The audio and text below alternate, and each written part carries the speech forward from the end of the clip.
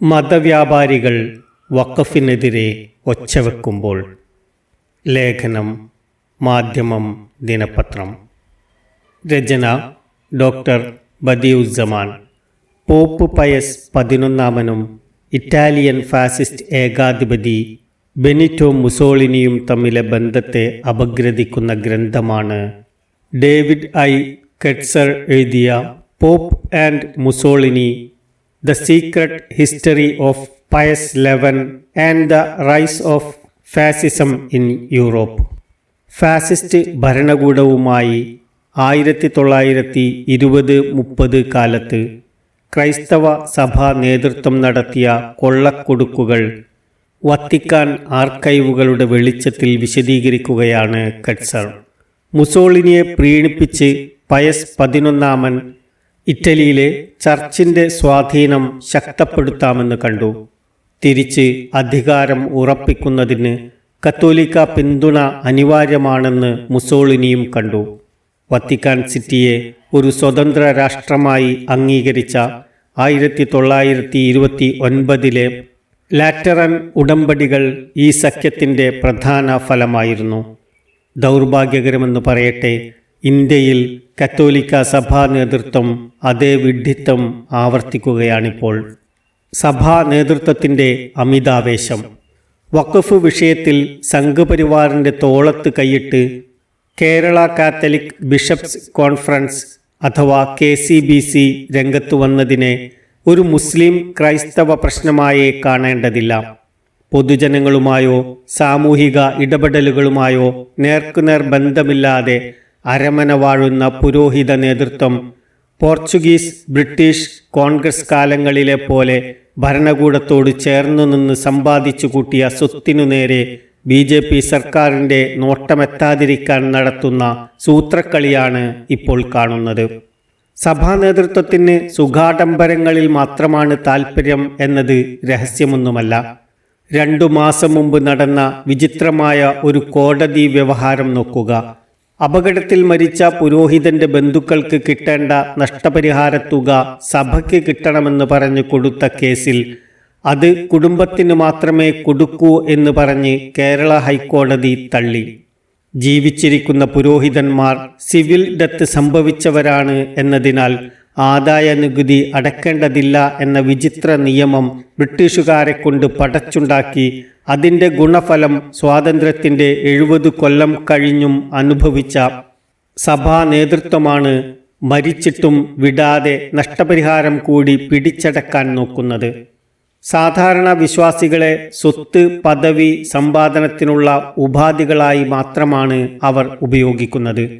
അല്ലെങ്കിൽ എന്തേ വഖഫ് നിയമ പരിഷ്കാരത്തിന് ബഹളം വെക്കുന്ന സഭാ സ്വത്തുക്കളുടെ കൈകാര്യ കർത്തൃത്വത്തിൽ സഭാമക്കൾക്ക് അവകാശം നൽകുന്ന ചർച്ച് നിയമത്തെ നഖശിഖാന്തം എതിർക്കുന്നു. വഖഫ് വിരുദ്ധ പ്രചാരണത്തിൻ്റെ ഗുണദോഷങ്ങൾ. ക്രൈസ്തവ സമുദായങ്ങളിലെ തീവ്രവാദി പറ്റങ്ങൾ വിഷം വമിപ്പിക്കുമ്പോൾ അത് മുഖ്യധാരയിൽ പെടാത്തവരല്ലേ എന്ന സമാധാനമായിരുന്നു ഇത്രനാളും കേരളത്തിനുണ്ടായിരുന്നത്. എന്നാൽ വഖഫ് ഭേദഗതിക്ക് വേണ്ടി മുസ്ലിം വിദ്വേഷം പ്രചരിപ്പിക്കുന്നത് KCBCയും കത്തോലിക്ക സഭാ നേതൃത്വവും അവരുടെ മാധ്യമങ്ങളുമൊക്കെയാണ്. ഒരു മത നേതൃത്വം മറ്റൊരു മതത്തിൻ്റെ വിഷയത്തിൽ ഇടപെട്ട് വർഗീയത പ്രചരിപ്പിക്കുന്നത് കേരളം ആദ്യമായി ഞെട്ടലോടെ കാണുകയാണ്. മറിച്ച് ആലോചിക്കൂ, ചർച്ച് നിയമം പാസാക്കണമെന്ന് പറഞ്ഞ് കേരളത്തിലെ ഏറ്റവും പ്രബലമായ മുസ്ലിം സംഘടന BJP നേതാക്കളെ നിരന്തരം കണ്ട് പിന്തുണ അറിയിച്ചാൽ പള്ളികളിൽ വെള്ളിയാഴ്ച പ്രസംഗങ്ങളിൽ ചർച്ച് നിയമത്തിനു വേണ്ടി വിശ്വാസികളെ ഉത്ബോധിപ്പിക്കണമെന്ന് പറഞ്ഞാൽ അതിൽ പരം അശ്ലീലതയും മര്യാദകേടും മറ്റെന്തുണ്ട്? സഭാ നേതൃത്വത്തിൻ്റെ വഖഫ് മുസ്ലിം വിരുദ്ധാവേശം കൊണ്ട് ഗുണവുമുണ്ടായി. കൊളോണിയൽ ആധിപത്യം ബോധപൂർവം സൃഷ്ടിച്ച ഒന്നാണല്ലോ പോരടിക്കുന്ന ഹിന്ദു മുസ്ലിം സമുദായങ്ങളും മധ്യസ്ഥനായി ക്രൈസ്തവ ബ്രിട്ടനും എന്നത്. ഈ നരേറ്റീവിൻ്റെ മറവിൽ ഭൗതിക വിഭവങ്ങളുടെ ഭീകരമാം വിധം ആനുപാതികമല്ലാത്ത വിഹിതമാണ് കത്തോലിക്ക സഭാ നേതൃത്വം നേടിയെടുത്തത് എന്ന കാര്യം പൊതു ചർച്ചയിലെത്തി. 1940കളിൽ ബ്രിട്ടീഷ് ഭരണകാലത്ത് ഉണ്ടാക്കിയ നിയമത്തിൻ്റെ മറവിൽ പുരോഹിതന്മാരുടെയും സന്യസ്തരുടെയും ഇൻകം ടാക്സ് വകയിൽ സഭാ നേതൃത്വത്തിന് ശതകോടികൾ കിട്ടിയിട്ടുണ്ട് എന്ന് മാലോകരറിയുന്നത് അടുത്തിടെയാണല്ലോ. പ്രധാന ചോദ്യങ്ങൾ. സഭാ നേതൃത്വത്തിൽ നിന്ന് സഭകൾക്കും കേരളത്തിനു തന്നെയും ഉത്തരം കിട്ടേണ്ട ചോദ്യങ്ങൾ പലതുണ്ട്.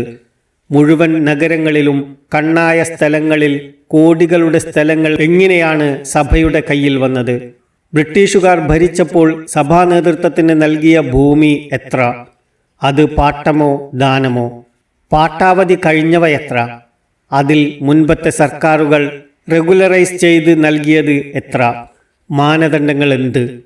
ബ്രിട്ടീഷുകാർ പോകുമ്പോൾ ഏകപക്ഷീയമായി സഭകൾക്ക് നൽകിയതെത്ര? അങ്ങനെയുണ്ടെങ്കിൽ വിഭജനത്തിന് ശേഷം പാകിസ്ഥാനിലേക്ക് പോയവരുടെ സ്വത്തുക്കൾ ശത്രു സ്വത്ത് നിയമത്തിന്റെ പരിധിയിൽ വന്നപ്പോൾ ബ്രിട്ടീഷുകാർ എന്ന യഥാർത്ഥ ശത്രു കൈയടക്കിയ സ്വത്തുക്കൾ എങ്ങനെ ഗവൺമെന്റിൽ ചേരാതെ പോയി? സ്വാതന്ത്ര്യത്തിന് ശേഷം കേരളത്തിലെ മാറിവന്ന ഗവൺമെന്റുകൾ സഭകൾക്ക് പതിച്ചു കൊടുത്ത സ്ഥലങ്ങൾ എത്ര? സഭയുടെ കൈവശം പുറമ്പോക്ക് സ്ഥലങ്ങൾ എത്ര വന്നു ചേർന്നു? എങ്ങനെ? ദളിതർക്കും മറ്റു പിന്നോക്ക വിഭാഗങ്ങൾക്കും പുനരധിവാസ പ്രവർത്തനങ്ങൾക്കുമൊക്കെ ഭൂമി കണ്ടെത്തുന്നതിന് പ്രയാസപ്പെടുന്ന കേരളത്തിൽ പൊതുഭൂമിയുടെ വലിയൊരു ഭാഗം ഒരു പ്രത്യേക മതത്തിലെ ഏജൻസികൾക്ക് മാത്രം ലഭിച്ചത് പുനഃപരിശോധിക്കുകയും അത് പുനർവിതരണത്തിന് ലഭ്യമാക്കുകയും ചെയ്യേണ്ടതല്ലേ എന്ന അന്വേഷണത്തിന് കത്തോലിക്ക സഭാ നേതൃത്വത്തിന്റെ പുതിയ നീക്കം വഴിതെളിയിക്കുന്നു. ക്രൈസ്തവ സമുദായത്തിന് ഇരട്ട നഷ്ടം. സാധാരണ ക്രൈസ്തവ വിശ്വാസികളെ ഇരട്ട നഷ്ടത്തിലേക്ക് കൊണ്ടുപോവുകയാണ് സഭാ നേതൃത്വം. അവരുടെ ഈ പിറകിൽ നിന്നുള്ള കുത്ത് മുസ്ലിങ്ങൾക്കും മറ്റു വിഭാഗങ്ങൾക്കുമിടയിൽ ക്രൈസ്തവ സമുദായത്തിനുണ്ടായിരുന്ന മാന്യതയും ആദരവും ഇല്ലാതാക്കുന്നു. ഇങ്ങനെ മുസ്ലിങ്ങളെ ഒറ്റിക്കൊടുക്കുന്നതുകൊണ്ട് RSS അവരെ വിശ്വസിക്കണമെന്നുണ്ടോ? ബ്രിട്ടീഷ് കോൺഗ്രസ് പർവ്വങ്ങൾ കഴിഞ്ഞ് സുഖാഡംബരങ്ങളുടെ സംരക്ഷണത്തിന് തങ്ങളെക്കാൾ വലിയ മുസ്ലിം വിരുദ്ധത ചമയുന്ന സഭാ നേതൃത്വത്തെ RSSും മനസ്സിലാക്കി എന്നറിയാൻ സംഘപരിവാറിന്റെ ക്രൈസ്തവ വേട്ടയുടെ സമീപകാല റിപ്പോർട്ട് മതി. വീണ്ടും മുസോളിനി സഭാകഥയിലേക്ക്. ഈയിടെ പ്രസിദ്ധീകരിച്ച ഹോപ്പ് എന്ന ആത്മകഥയിൽ ഫ്രാൻസിസ് മാർപ്പാപ്പ മുസോളിനി ബാന്ധവത്തിൽ ഇറ്റലിയിലെ മിലാനിൽ നിന്ന് ഓഷ്വിസ്റ്റിലേക്ക് ഹിറ്റ്ലർ ജൂതന്മാരെ ട്രെയിനിൽ തെളിച്ചു കൊണ്ടുപോകുമ്പോൾ മിലാൻകാർ നിസ്സംഗരായി നോക്കി നിന്ന കഥ പറയുന്നുണ്ട്.